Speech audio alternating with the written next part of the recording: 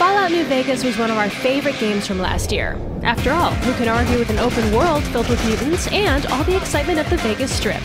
And the downloadable content, including Dead Money and Honest Hearts, has kept the action in the Mojave Desert going strong ever since. The latest release, Old World Blues, takes the courier to an all-new location in the Mojave called the Big Empty, and reintroduces us to some characters you may recognize from previous DLC. We went down to Burbank, California, where we chatted with our friends Jason Bergman of Bethesda and Chris Avalon of Obsidian about the new DLC. We even took part in a little voiceover recording action of our own. Are we being watched? For those of you that haven't played Fallout New Vegas, you're the courier, tasked with delivering a mysterious package. Long story short, you're left for dead in the desert after someone named Benny tries to kill you for it. The game centers around you trying to find out the why, the who, and what the heck this package is anyway. The first two expansion packs continue the courier's travels, though you don't have to play them, or Old World Blues, in any specific order. Give me the storyline of the new DLC. Well, in DLC 3, Old World Blues, the player gets to go to a pre-war technological graveyard that's hidden in the Mojave Wasteland. And once they're there, they get to meet the caretakers of the facility that are running a great many experiments in the labs and on the player character.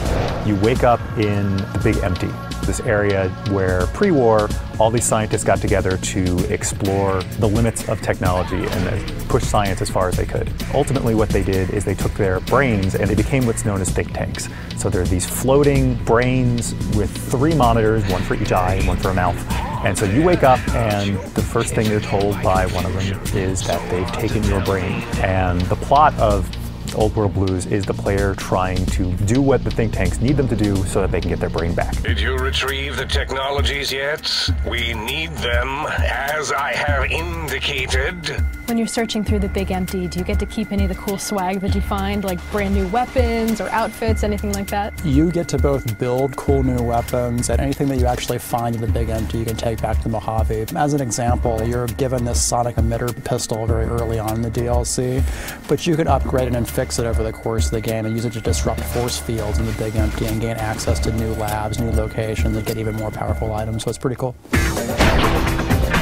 How would you describe the tone in this DLC? Dead Money was very, very dark.